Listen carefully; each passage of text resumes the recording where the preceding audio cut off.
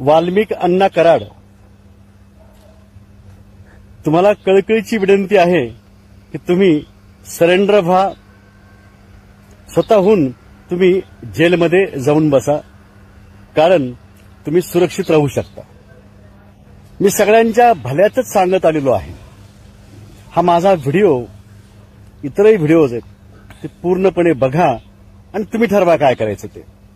1990 ते 92 या काळामध्ये मी परळीला ITI केला. तेव्हापासून मी तुम्हाला ओळखतो. गोपीनाथ मुंडे यांच्या मुली पंकजा मुंडे, प्रीतम मुंडे यांना शाळेत सोडवण्याची जबाबदारी ही तुमच्याकडे होती. अशी बरीच माहिती मी तुम्हाला सांगू शकतो, पण ती ही वेळ नाहीये. गोपीनाथ मुंडे काय आहेत म्हणजे होते, धनंजय मुंडे काय आहेत, पंकजा मुंडे काय आहेत, प्रीतम मुंडे काय आहेत, हे तुम्हाला चांगलं समजलेलं आहे. यूज अँड थ्रो, वापरा आणि फेकून द्या. ही अतिशय कुटील अशी राजनीती ते वापरत आलेले आहेत. फोडा आणि झोडा हे सुद्धा ते करत आलेले आहेत. ब्रिटिशांची ही राजनीती ते चालवत आहेत. RSS, BJP. प्रत्येकाला मोठं व्हावं असं वाटतं. तुम्हालाही मोठं व्हावं असं वाटलं असेल. लोकनेता आहेत, मोठे नेते आहेत, वंजारी समाजाचे आहेत, तुम्ही वंजारी समाजाचे आहात, त्यामुळे वाटणं साहजिक. परंतु गोपीनाथ मुंडे यांना पश्चाताप सुद्धा करायला वेळ धनंजय मुंडे, पंकजा मुंडे, प्रीतम मुंडे, दिनकर जोशी, बाबा जोशी यांनी वेळ दिलेला नाही. त्यांच्या मृत्यूमागे ते आहेत, हेही तुम्हाला माहीत आहे. किती कार्यकर्ते यांनी वापरले आणि संपवले. आपण फक्त परळी बीड जिल्ह्याचं बोलतो. आपण महाराष्ट्रातील शेकडो वंजारी समाजाचे कार्यकर्ते हे या 5 जणांनी मारलेले आहेत. का? कारण जो अधिक जवळ जाईल, तुम्ही कसे आहात, हे 5 जण कसे आहात हे तुम्हाला कळतं. मग ते सगळंच कळू लागलं, तुमचं महत्व वाढू लागलं. सध्या म्हणजे प्रति धनंजय मुंडे तुम्ही वाटतात मतदारसंघात. कशासाठी? दहशत बसवण्यासाठी, बोगस गुन्हे दाखल करण्यासाठी. तुमचे लाईक्स पण बघतो मी, इंस्टाग्राम, फेसबुक, आणखी कुठं कुठं काय काय. ते कोण आहात तुम्ही? कोण आहात? तुमच्याबद्दल लोक विचार काय करतात? काय झालं संगीत डिघोळेचं? संगीत डिघोळे आणि किशोर फड यांच्यामध्ये कोणी लावून दिलं? यांनीच लावून दिलं. संगीत डिघोळे यांची हत्या 2001ला घटस्थापनेच्या दिवशी होते. किशोर फड हत्या करतो. किशोर फडची हत्या बरोबर 7 वर्षांनी त्याच दिवशी होते, विजयादशमीच्या दिवशी 2008ला. कोण करतो हत्या? काकासाहेब गर्जे. पुन्हा 2015ला काकासाहेब गर्जे यांची हत्या होते. कधी? घटस्थापनेच्या दिवशीच, बरोबर 7 वर्ष. आता ती हत्या कुणी केली मला ठाऊक नाहीये, मी काही CID नाहीये. पण 2022ला कुणाचं तरी होणार होतं. आणि बरोबर 7 वर्ष हा जो क्रम आहे ना, दिनकर जोशी माझा शाळेतला शिक्षक आहे, सांगताना मला वाईट वाटतं. त्याचे सगळे हे विचार आहेत, कसला प्लॅन करायचा, कसं काय करायचं, काय नाही. मी त्यावेळेस सजेक्ट केलं, तुम्ही जे कोणी असताल ते, म्हणजे जे कोणी आहात, त्यांच्या केसाला धक्का लावायचा नाही. जे असतील काकासाहेब गर्जे यांच्या हत्येमागे, ते स्वतःहून सरेंडर होतील. तुम्ही त्यामध्ये आहात का नाही मला ठाऊक नाहीये.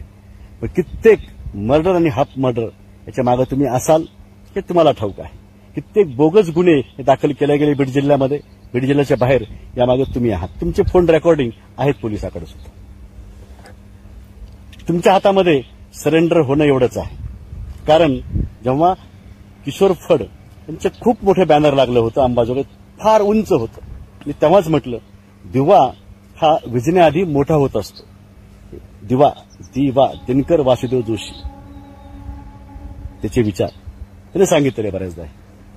आणि मग फोटो मोठा दिसतोय, मी म्हटलं मला त्यावेळेस कोणी बघत होतं का नाही मला ठाऊक नाही, पण बरेच जण बघतायत मला, सॅटेलाइट थ्रू बघतायत. तर अँड्रॉइड मोबाईल आला तेव्हापासून सगळेच बघतायत. म्हणलं काहीतरी होऊ शकतं, त्यांना सजेक्ट करा. आता असं बोलतोय, माझा आवाज कुठपर्यंत पोहोचणार आहे? माझं म्हणणं की शिक्षा व्हायला पाहिजे. हत्या कुणाची केली, पुन्हा आणखी कोणी हत्या करतोय, त्याची हत्या करतोय, पुन्हा आणखी हत्या, हे ना. सरेंडर व्हा, दुर्घटना बंद करा. तुमच्या गुन्ह्याचे प्रूफ त्यांच्याकडे असतील, क्लिप्स असतील, तसे दिनकर जोशीचे आहेत. तुम्ही घाबरू नका. संपत्ती कॉन्ट्रॅक्टरला दिनकर जोशीनं, येलम समाजाचे, पानगावचे, त्यांना ढकलून त्यांनी मारलेलं आहे, तिची क्लिप्स त्यांच्याकडे आहे. आणि मग आणखी गुन्हेगार हे कुठं थांबलं पाहिजे ना. तुम्ही काय करा, संतोष देशमुख यांच्या हत्येमागे तुम्ही आहात, सगळे सांगतायत ना. आणखी कुठे कुठे आहात, तुम्ही काय करतायत हे तुम्हाला माहिती आहे. तुमची प्रॉपर्टी तुमची आहे का, स्वतःची आहे का, किती आहे. तुम्ही पण चंग बांधलाय कुणाला तरी संपवायचं, आणखी कोणतरी चंग बांधलाय तुम्हाला संपवायचं. एकेकाचे मित्र असलेले तुम्ही शत्रू होत आहेत. कोण करताय हे? संगीत डिगोळे किशोर फड मित्रच होते. संगीत डिगोळेत दारू पित नव्हता, शाकाहारी होत. माहितीये तुम्हाला सगळ्याला माहिती असेल किंवा नसेल ते सांगतो आहे. पण कार्यकर्ते वापरणं, संपवणं, संतोष डिगोळे त्यांचा कार्यकर्ता नव्हता. राष्ट्रीय काँग्रेसचे जे टीपी मुंडे जे आहेत, टीपी मुंडे सर, त्यांच्या जावायचा तो भाऊ. मग माझा एरिया कोणता, तुझा एरिया कोणता, इकडे हस्तक्षेप नको, तिकडे हस्तक्षेप नको, त्यामुळे वाद, हे सांगायच्या गोष्टी आहेत. संगीत डिगोळेला संपवायचं होतं, त्यासाठी हे षडयंत्र रचलं जातं. तुमचंही फार मोठं बॅनर तुमच्या वाढदिवसानिमित्त अंबाजोगाईत लागलं होतं. फार मोठं बॅनर आडवं होतं. किशोर फडचं उभं होतं फार मोठं, तुमचं आडवं होतं. मला जे इंडिकेट केलं आहे ते मी तुम्हाला तुमच्या भल्यासाठी सांगतो आहे. कार्यकर्ते वापरणं फार मोठा होऊ लागला, त्याला संपवणं ही गोपीनाथ मुंडे यांची पण रीत होती, हेही तुम्हाला ठाऊक असेल. ही रीत त्यांचीच आहे. सोशल मीडियामुळे सगळ्याला कळू लागलेलं आहे गोपीनाथ मुंडे कोण होते. ते सध्या गेलेल्या माणसाबद्दल फारसं वाईट बोलायला नकोय आपण. दाऊद इब्राहिमचे हस्तक होते, तोच वसा आणि वारसाही चालवत आहेत. डोनाल्ड ट्रम्प आणि दाऊद इब्राहिमच्या तावडीमध्ये ते होते. ते जसं सांगतील तसं ते करत होते. आरएसएस जसं सांगेल तसं गोपीनाथ मुंडे करत होते.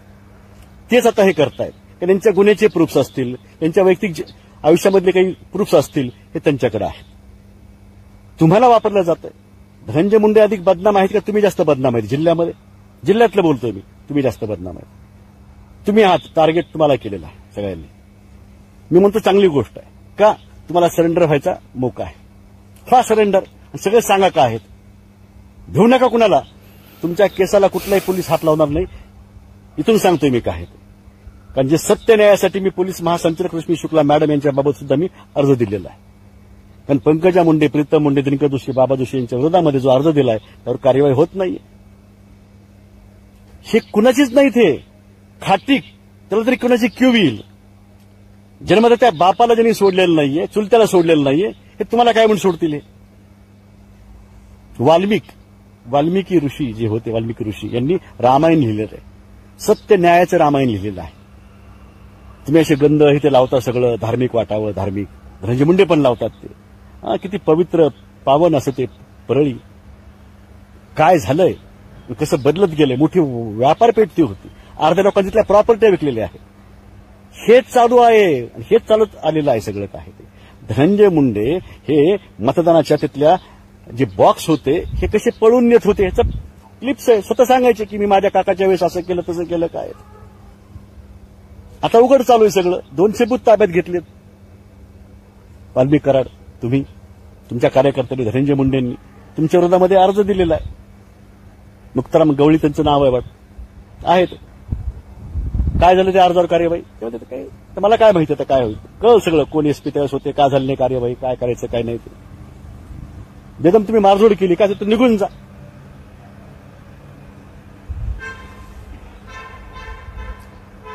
का बोगस वोटिंग करायचं? तुम्हाला मी पुन्हा सांगतोय काय सगळं होत राहतं. एवढं होऊन सुद्धा ह्यांना जे पदं पाहिजे ते त्यांनी पदरामध्ये घेतलेत. का ह्यांना पदं दिले माहितीये? पण जिल्ह्यातून मोठ्या प्रमाणामध्ये, राज्यातून मोठ्या प्रमाणात वेगवेगळे रॅकेट चालवण्यामध्ये हे सगळ्यात पुढे आहेत. जास्त कमाई रोज हे करतायत. काही हजार लोक हे मारतायत. यांच्याविरुद्ध बोलतोय धनंजय मुंडे, पंकजा मुंडे, प्रीतम मुंडे, दिनकर जोशी, बाबा जोशी.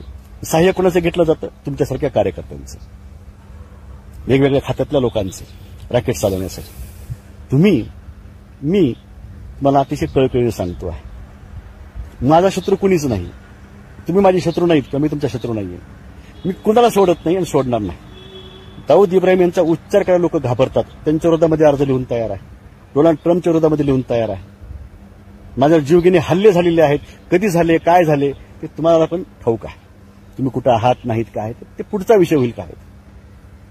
पण तुम्ही सरेंडर होणं हे महत्वाचं आहे. सरेंडर व्हा. त्यासाठी एवढं बोलतोय पोट तिडकीनं काय. कारण तुम्ही स्वतः विचार करा की शेपवाडीमध्ये तुम्ही बघितलं असेल, शेपवाडीमध्ये अर्ध्यापेक्षा अधिक महिला ह्या विधवा झालेल्या आहेत.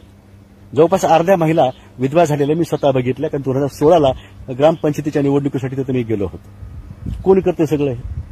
काय गुन्हा तुकाराम शेप यांचा, श्रीराम शेप यांचा? बापले दोन्ही संपवले. सांगतो हे त्याच्या मागं आहेत सगळे काय आहेत, कोण कसं कुठं कुठं आहे ते सांगितलेलं आहे मी काय. म्हणजे बीजेपीसाठी जरी कोणी कार्यकर्ता असेल तर ते एका बहिणीला नकोय, तिच्यासाठी कोणी कार्यकर्ते तिचं मत वाढायला लागलंय, दुसऱ्या बहिणीला नकोय. या सगळ्या गोष्टी आहेत. तुम्हाला माहित नाहीये का? बेटा बेटी एक समान हे सांगितलं कोणी? तुकाराम शेपनी सांगितलं. कोणाला सांगितलं? गोपीनाथ मुंडे यांना सांगितलं. सांग रे तुकाराम, काय करायचंय? पंकजाला तिकीट द्यायचं का धनंजयला द्यायचंय? ते म्हणजे साहेब बेटा बेटी एक समान, पंकजाला द्या. आता हिला पुढे यायचं ना प्रीतम मुंडेला. मग तिनं बरोबर जो काळे कार्यकर्ता आहे अंबाजोगाईतला बीजेपीचा, त्याची ट्रॉली उभी केली. मग तुकाराम शेप यांचं खच्चीकरण करायचं आहे, तुम्ही नाव सुचवलं का? आणि ती आमदार झाली. मग त्यांचं खच्चीकरण करण्यासाठी श्रीराम शेपचा 17 जानेवारी 2013ला हा मृत्यू झालेला अंबाजोगाई शेपवाडी रोडला. सगळे जात आहेत लग्नासाठी बाहेरगावी शेपवाडीचे बरेच लोक, आणि तो आणि त्याचा मित्र गाडीवर येत आहेत, निघतायत ते, आणि ट्रॉली आणि ट्रॅक्टरच्या मध्ये तो बरोबर तिथं अडकला जातो आणि त्याला संपवलं जातं. ट्रॉली असते त्या काळे नावाच्या कार्यकर्त्याची, बीजेपीची. तुकाराम शेपला माहित पण नाही त्यावेळेस की आपला मुलगा हा असा मारला गेला आणि त्यामध्ये प्रीतम मुंडे आहे. आणि नंतर पुन्हा जानेवारी महिन्यामध्ये 2024ला तुकाराम शेप यांचाही मृत्यू झालेला आहे. त्यांनी सप्टेंबरमध्ये गेल्या वर्षी मला मुलाखत दिली, सांगितलं की हो त्या श्रीराम शेपच्या मृत्यू मागं प्रीतम मुंडे आहे. त्यांना ठाऊक चालतं. त्यांचा आजार वाढवला, संपवलं त्यांना. पोलीस महासंचालकाला जे काही क्लिप्स मला द्यायच्या होत्या, मी मुंबईमध्ये होतो, तर तो व्हिडिओ हॅकर आहेत स्वतः सगळेच, तो माझ्या त्या सीडीमध्ये येऊ दिलेला नाही. तो आहे, तो मिळू शकतो मला कुठं काय ते. हे तुम्हाला सांगतोय सहज. त्यांचा कसलाही गुन्हा नाही, जे निर्दोष आहेत, खूप चांगले आहेत, असे सुद्धा श्रीराम शेप आणि तुकाराम शेप हे जर मारत असतील किंवा दाव्यासाठी तिचं महत्व वाढायला लागलं, ती पुढे आली त्यांच्यामुळं. धनंजय मुंडे म्हटले होते तुकाराम शेपला, तुम्ही आमच्या राष्ट्रवादीचा फक्त ते गमजा गळ्यामध्ये घाला हो या राष्ट्रवादीमध्ये. आणि मी बीजेपीचा आहे, बीजेपीचा राहणार आहे. हे सांगतोय का आहे ते? हे सगळे पडद्याआडून एकच आहे. आणि बरेचसे संयुक्तिक गुन्हे आहेत. हे सिद्ध होणार आहे पुन्हा. आता कायदेशीर जर झालं असतं, उदाहरण सांगतो तुम्हाला मी, कुणाचं गोपीनाथ मुंडे यांचं, काय त्यांना शिक्षा झाली असती बरं? कितीतरी वर्ष ते किमान जेलमध्ये असते, काही झालं असतं. त्यांना पश्चाताप सुद्धा करायला वेळ दिलेला नाही. प्रमोद महाजन यांना आधी संपवलं. आता हे सांगायच्या गोष्टी आहेत की गोपीनाथ मुंडे यांनी प्रवीण महाजन यांच्या हातामध्ये बंदूक दिली आणि मग त्यांनी ते केलं. मग त्यांच्यावर दबाव, ठीक आहे तसं असेल, दबाव आणणारे कोण आहेत? देशाच्या बाहेरचे लोक ह्यांना सांगणारे कोण आहेत? धनंजय मुंडे, पंकजा मुंडे, प्रीतम मुंडे आणि दिनकर जोशी, बाबा जोशी. हे याच्या मागे मूळ आहे. कारण ह्यांना मुख्यमंत्री, मुख्यमंत्री बनायचंय, प्रधानमंत्री ह्यांना बनायचं आहे. त्यासाठी अगोदर प्रमोद महाजन यांना संपवलं पाहिजे. ते जर प्रधानमंत्री बनले असते तर खूप वर्ष राहिले असते. ते इकडे मोदीला बनवायचं ना, माफियाला. देशाच्या बाहेरच्या लोकांसाठी पण ते महत्वाचे आहेत ना, आरएसएससाठी जसे महत्वाचे तसे. हे तुम्ही समजावून घ्या वाल्मिक करा. मी तुम्हाला बोलतो आहे, मी कुणालाच भीत नाही, मी माझ्या मरणालाही भीत नाही, तरी मी जिवंत आहे. माझे अपघात घडवायचा प्रयत्न केला, हल्ले झाले, बरंच काही घडलेलं आहे. माझे कित्येक नातेवाईक, माझेच काय तुमचे नातेवाईक बघा कुणी संपवले. हेच आहेत ते. तुम्हाला वाटतं की नाही ते धनंजय मुंडेचे कार्यकर्ते आहात त्यामुळे पंकजा प्रीतम मुंडेने मारले असते तुमचे नातेवाईक. धनंजय मुंडे पण मारतो. खोटं बोल पण रेटून बोल, हा यांचा धंदा आहे. काय आहे सगळ्याला माहिती आहे, कोण किती पवित्र आहे, काय नातेसंबंधांचं यांना किती भान आहे, काय नाही ते सगळं मोकळं बोलतो मी, त्याचा विषय नाही काय ते. ह्यांच्या क्लिप्स, ह्यांच्या गुन्ह्याच्या क्लिप्स कुणापाशी आहेत त्याबद्दल तुम्हाला बोलतो आहे. म्हणून हे गुन्हे करतायत. तुमच्यासारखे लोक वापरले जात आहेत, कार्यकर्ते संपवले जात आहेत. त्यामुळे तुम्हाला विनंती आहे, कळकळीची विनंती आहे, तुम्ही सरेंडर व्हा. मी अतिशय सामान्य व्यक्ती आहे. माझं सामर्थ्य काय आहे हे सगळ्या जगाला माहिती आहे. आणि मी निघालोय, यात जो कोणी येईल तो कायदेशीर त्याचं काय होईल मी सांगू शकत नाही.